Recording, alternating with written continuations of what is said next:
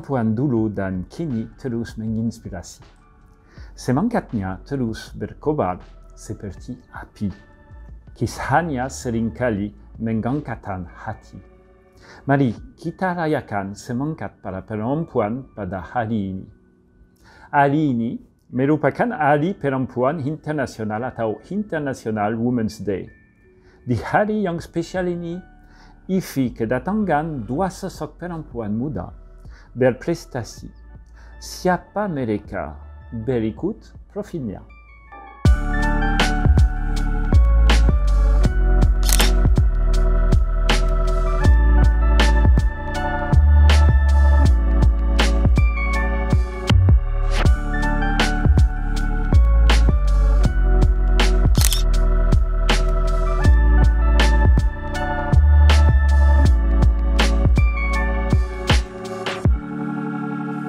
Halo Gracia, halo Grace.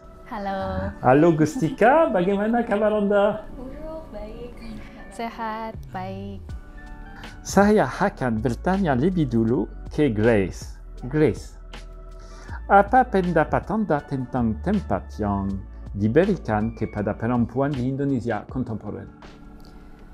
Perempuan Indonesia mengalami banyak progres, terutama dari segi 3 hal kalau saya lihat.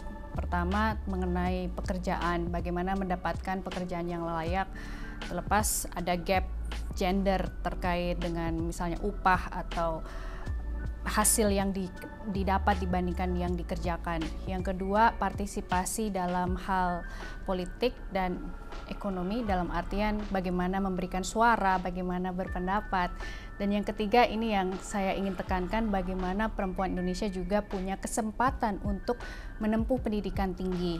Salah satunya, mungkin ini bisa saya share sedikit, saya baru saja selesai pendidikan S3 atau doktoral, PhD di University of York, Inggris, dengan beasiswa dari pemerintah Indonesia, dari LPDP, dan salah satu tujuan utama setelah lulus itu sebenarnya ingin menunjukkan bahwa banyak kesempatan dan peluang yang bisa didapatkan oleh perempuan Indonesia muda, terutama ketika ada pilihan untuk menempuh pendidikan tinggi. Dan itu tidak hanya menjadi satu impian, tapi bagaimana memberikan dampak, memberikan pengaruh juga setelah lulus, apa yang bisa diberikan, apa tindakan yang bisa dibagikan kepada masyarakat sekitar. Makasih. Gustika, bisakah Anda ceritakan pada kami apa yang Anda lakukan saat ini yang menjadi tanggung jawab saat ini? Ya, saat ini saya sekarang sedang menjadi peneliti di sebuah lembaga non-pemerintah, jadi di NGO istilahnya, dan NGO ini berfokus pada reformasi sektor keamanan dan juga advokasi melawan hukuman mati dan juga hal-hal yang sebetulnya berurusan atau berhubungan dengan kebijakan publik gitu. Dan sebetulnya untuk perempuan saya rasa di isu-isu ini masih tergolong jarang ya, terutama di reformasi sektor keamanan atau security sector reform. Kebetulan saya lulusan King's College London. Sebelumnya saya pernah di Prancis 1 tahun, dan di situ sebetulnya pertama kali saya menemukan modul strategi militer, dan juga yang itu yang membuat saya tertarik gitu untuk ke bidang ini lebih lanjut.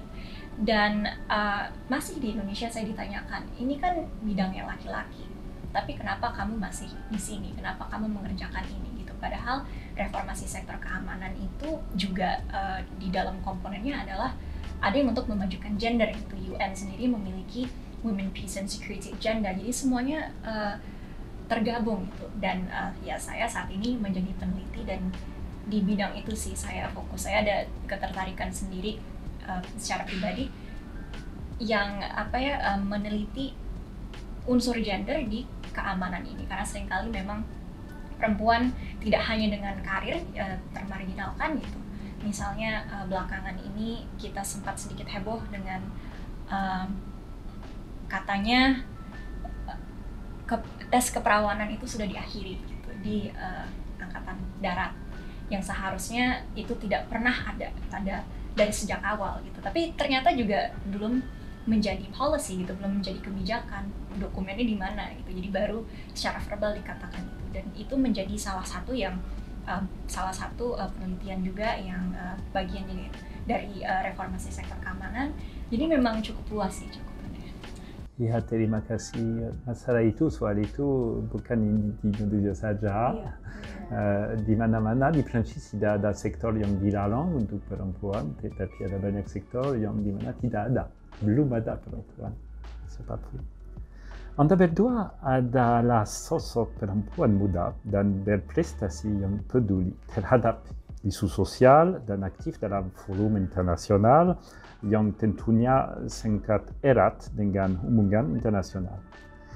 Grace, apa yang membuat Anda tertarik dengan hubungan internasional? Ini pertanyaan menarik karena jawabannya bisa panjang. Tapi kalau saya rangkum, waktu SMP, usia saya sekitar 13 tahun, itu pertama kali saya keluar negeri, terutama ke Australia di Perth, mengikuti konferensi lingkungan anak-anak sedunia. Dan saat itu juga bertemu dengan konsulat jenderal di Indonesia di Perth. Dan dengan spontan aja waktu itu nanya, bagaimana bisa menjadi seorang konjen, bagaimana bisa menjadi seorang diplomat, apa yang harus dipelajari. Akhirnya waktu itu saya dapat ilmu bahwa ya kalau mau jadi diplomat harus belajar HI, hubungan internasional. Makanya waktu S1, S2, dan S3 saya memang kebetulan linear, belajarnya ilmu hubungan internasional. Dan setelah lulus S1 pun saya juga akhirnya terinspirasi untuk membuat satu wadah yang sekiranya bisa menjadi tempat belajar anak muda. Waktu lulus S2 HI, hubungan internasional dari Universitas Indonesia, akhirnya bersama dengan beberapa teman-teman yang tadinya alumni dari Y8 dan Y20 Summit, itu bagian dari forum pemudanya G20, kami membuat yang namanya Indonesian Youth Diplomacy atau IYD di tahun 2013. Dan dari situ semakin memperkuat bahwa isu diplomasi, isu global untuk anak muda sangat dekat, terutama sekarang kalau kita lihat banyaknya media sosial atau bahkan berita-berita yang tidak susah untuk didapat dalam sekejap saja. Nah, tahun ini kebetulan juga Indonesia sudah dipercaya menjadi presidensi G20, menjadi tuan rumah. Dan ini juga menjadi satu momen bersejarah karena hanya satu kali dalam 20 tahun Indonesia bisa menjadi pemimpin atau tuan rumah untuk forum ekonomi global yang mewakili sekitar 85% GDP dunia. Jadi rangkaian perjalanan itulah yang bisa dibilang bukti atau semacam motivasi kenapa semakin lama semakin menyenangi atau menggemari isu global dan hubungan internasional. Saat ini pun juga saya mengajar hubungan internasional di sebuah kampus London School of Public Relations Jakarta. Jadi sudah bisa terlihat dari awal SMP bertanya tentang diplomasi itu apa, lalu juga pernah mengikuti forum global dan akhirnya berkarir sebagai akademisi untuk ilmu hubungan internasional. Terima kasih. Hubungan internasional dari dulu, tetapi isu global itu baru dan harus gabung dua-duanya. Gustika, menurut Anda, apakah keadaan dunia akan berbeda jika perempuan yang mengambil peran? Ini pertanyaan yang sangat sulit ya, karena ini lebih ke what if gitu, what if there were more women. Tapi karena saya bukan cenayang gitu, saya tentunya tidak bisa menjawab hal tersebut. Tapi iya, gitu. Kalau misalnya mau disimplifikasi iya gitu. Karena saat ini perempuan itu kan banyak yang tidak mendapatkan kesempatan untuk misalnya tadi Kak Grace sudah sedikit menyentuh gitu. Di Indonesia ini memang ya kita sudah memperbolehkan setiap perempuan untuk bersekolah gitu, tapi pada nyatanya di dalam masyarakat masih ada stigma untuk apa sih perempuan sekolah tinggi-tinggi karena nanti susah dapat suami lah atau apa. Jadi hal-hal itu masih perlu diurus gitu. Dan apakah akan berubah? Saya rasa iya gitu, berubah dalam arti karena bidang saya adalah konflik, salah satu landmark perjanjian peace agreement di dunia yang pertama kali menginvolve perempuan adalah yang di Kolombia, yang peace agreement tahun 2016 dengan FARC. Itu pertama kali mereka menginvolvekan perempuan, dan itu menjadi sesuatu yang sangat berbeda gitu. Ada juga riset-riset lain yang menunjukkan bahwa peace agreements itu akan lebih longer lasting, akan lebih lama gitu sustainnya ketika ada perempuan yang mengambil keputusan. Itu kalau nggak salah semua riset tersebut dirangkum di Council on Foreign Relations. Ada beberapa angka-angka yang saya sendiri tidak hafal 100% angka-angkanya, tapi jawaban singkatnya iya gitu. Dalam segi konflik tentunya iya gitu. Jika perempuan lebih mendapatkan kesempatan bahkan di masyarakat, iya akan berubah, karena kesenjangan itu akan berkurang juga gitu, dari yang tadi pendidikan ataupun gender pay gap dan lain-lain, karena kita akan lebih menghargai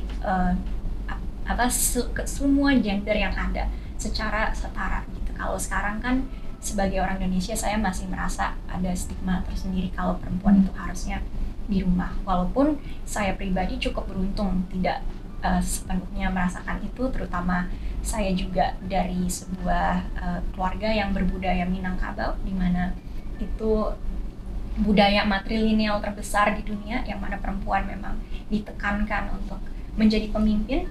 Tapi karena saya hidup di masyarakat Indonesia yang lebih luas, saya merasa itu dari eksternal ya istilahnya.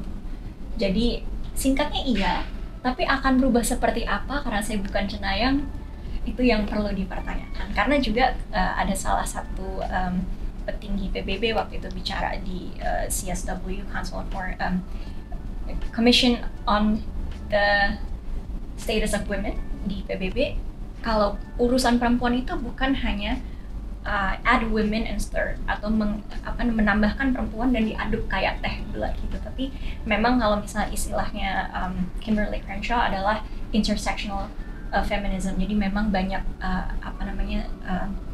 hal-hal kecil yang harus dipertimbangkan ketika kita melihat kesetaraan gender, yaitu dari kelas, dari latar belakang, agama, dan kesempatan, apakah ini negara berkembang atau bukan. Jadi itu yang sebetulnya sangat berwarna. Kita nggak bisa bilang berubahnya seperti apa, tapi tentunya dengan kesetaraan gender yang kita perjuangkan, harapannya adalah dunia yang lebih baik. Baik, sekali harus menulis semua ya. Saya tunggu untuk baca artikel. Baik sekali. Grace, apakah menurut Anda perempuan dapat membawa sesuatu yang berbeda dalam pendekatan hubungan internasional? Mungkin saya ambil dulu satu kasus. Kalau kita bicara isu global kan banyak, terutama isu lingkungan. Jadi ada satu penelitian menarik. Yang pertama dari IUCN, itu sebuah lembaga untuk konservasi dunia. Mereka di tahun 2021 menyatakan bahwa dampak perubahan iklim mempengaruhi kekerasan gender atau kekerasan pada perempuan. Kenapa? Karena semakin lama nanti di tahun, bahkan sudah diprediksi oleh IPCC, Interpanel Governmental on Climate Change, sebuah lembaga akademik atau lembaga riset yang sangat kredibel dan dipercaya di dunia untuk perubahan iklim, di tahun 2030 sampai 2050 akan semakin langka air bersih, energi bersih, sehingga perempuan terutama yang tinggal di daerah rentan atau mereka tidak memiliki akses infrastruktur yang baik, mereka harus berjalan kaki atau bahkan kesusahan untuk mencari air bersih itu, sehingga pada saat perjalanannya akan memungkinkan mengalami entah pemerkosaan atau kekerasan yang lain. Itu yang pertama. Yang kedua, terkait dengan yang ini justru kontradiktif, yang tadi mungkin agak cenderung negatif gitu dampaknya. Yang kedua, dampak positifnya adalah di tahun 2021 juga Women's Forum, itu sebuah lembaga atau maksud saya sebuah forum informal perempuan di G20, mereka baru saja menemukan bahwa partisipasi perempuan untuk melakukan perubahan terhadap gaya hidup berkelanjutan, atau misalnya semudah bagaimana mengolah sampah, memilah sampah organik dan sampah anorganik, itu jauh lebih tinggi daripada laki-laki di negara G20. Jadi dari dua penelitian ini sebenarnya yang ingin saya tekankan adalah perempuan tidak hanya lagi sekarang dianggap sebagai korban, karena seringkali sejak, bahkan Gustika nanti bisa menambahkan juga, ketika isu hubungan internasional dimulai dari Perang Dunia 1 sampai Perang Dingin, perempuan selalu diidentikan dengan korban atau objek. Tapi ketika adanya internet, globalisasi di tahun 2000, bahkan sekarang adanya media sosial, ada transformasi, ada perubahan mindset sekaligus identitas. Yang tadinya perempuan dianggap hanya sebagai korban atau objek, akhirnya melakukan perubahan, bisa menjadi pemimpin, punya akses, bahkan tadi yang saya katakan ada tingkat partisipasi yang jauh lebih tinggi ketika melakukan satu perubahan, sekalipun perubahannya perubahan kecil di lingkungan sekitarnya atau di keluarga. Nah, inilah yang menjadi bukti nyata bahwa perempuan tidak lagi hanya objek tapi bisa menjadi subjek. Baik itu subjek untuk memimpin di berbagai sektor, ekonomi, sosial, budaya, pendidikan, lingkungan, maupun subjek untuk menentukan bagaimana target pembangunan global, misalnya SDGs. Di dalamnya juga ada SDG goal nomor 5 untuk kesetaraan gender, atau untuk menentukan, kita juga selalu di Indonesia ini ada semacam harapan besar untuk membuat yang benar-benar bonus demografi, karena jumlah populasi generasi mudanya yang semakin tinggi, termasuk juga Indonesia emas, karena di tahun 2045 nanti, artinya mungkin di tahun itu juga kedua kalinya Indonesia jadi tuan rumah G20 atau presidensi G20 berikutnya, mengalami semacam perubahan besar untuk SDM-nya, sumber daya manusia, ekonomi, atau bahkan budaya yang selama ini banyak beraneka ragam, gotong royong, bineka tunggal ika, tapi semakin mengglobal. Nah, inilah yang diharapkan dari peringatan Hari Perempuan Sedunia, bahwa di Indonesia sendiri kami juga banyak perubahan, banyak inisiatif atau praktik baik yang tadinya hanya dianggap perempuan sebagai objek, terlalu banyak stigma, termasuk tadi Gustika juga bilang bahwa pendidikan tinggi itu membuat perempuan jadi kehilangan bukan kehilangan stigma untuk tidak berumah tangga misalnya, karena itu juga yang saya alami beberapa tahun lalu, sampai akhirnya membuktikan bahwa ya perempuan bisa menjadi sosok yang dikagumi, menginspirasi, atau bahkan membuat satu perubahan kecil, terutama di dalam konteks gaya hidup berkelanjutan. Tadi bagaimana memisah sampah, atau bahkan membuat daur ulang dan memberikan gaya hidup itu ke kelompok atau komunitas sekitarnya. Makasih, cukup lengkap. Gustika, apakah Anda memiliki pesan untuk perempuan remaja putri Indonesia? Iya, pesannya mungkin karena saya rasa perempuan itu sangat beragam, jadi tidak ada satu pesan aja. Tapi inti dari pesan yang ada itu, kita bisa menjadi apapun yang kita inginkan. Mungkin kalau di lingkungan sekitar kita sendiri rasanya, aduh kok gak mungkin karena saya datang dari latar belakang ini dan saya tidak memiliki kesempatan dan lain-lain.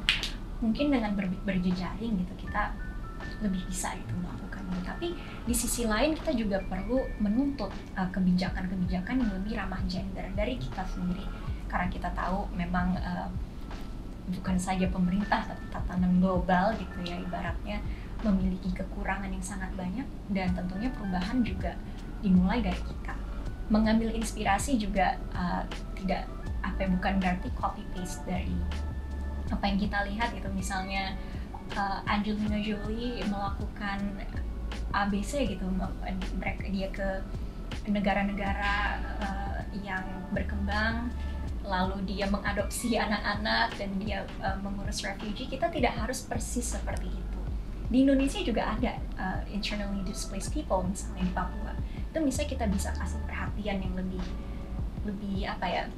yang perhatian lebih misalnya di Aceh kita banyak menerima pengungsi dari Rohingya juga, refugees dari situ, kita bisa menaruh perhatian di situ. Jadi kita bisa memulai semuanya dari rumah gitu, dari sekitar kita. Dan hanya karena kita perempuan bukan berarti kita kurang gitu, karena ini sebetulnya yang ditanamkan kepada saya sebagai perempuan yang tumbuh di lingkungan Minang, bahwa perempuan itu pemimpin gitu di budaya saya. Walaupun saya setengah Minang, jadi istilahnya itu anak pisang kalau budaya saya. Tapi maksudnya kita di budaya saya tuh betul-betul perempuan itu menjadi pemimpin. Dan saya melihat banyak perempuan dari Minangkabau, dan bukan hanya di sana gitu, di Indonesia banyak sekali yang misalnya ada Rohana Kudus, ada Kartini, Gemala Hayati, dia merupakan laksamana perempuan pertama di dunia sebetulnya itu dari Indonesia. Kita bisa melihat contoh-contoh dari sejarah juga gitu. Jadi tidak hanya terpaku dengan apa yang ada di depan kita, tapi memang mungkin kalau saya berbicara seperti ini sedikit ya saya memiliki privilege untuk berpikir seperti itu.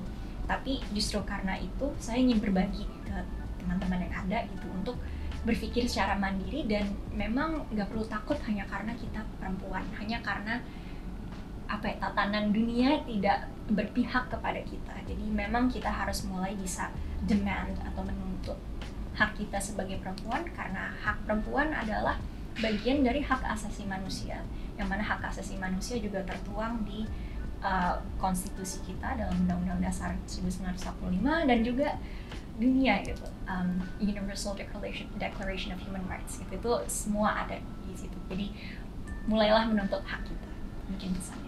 Terima kasih Gustika, terima kasih guys. Sama-sama.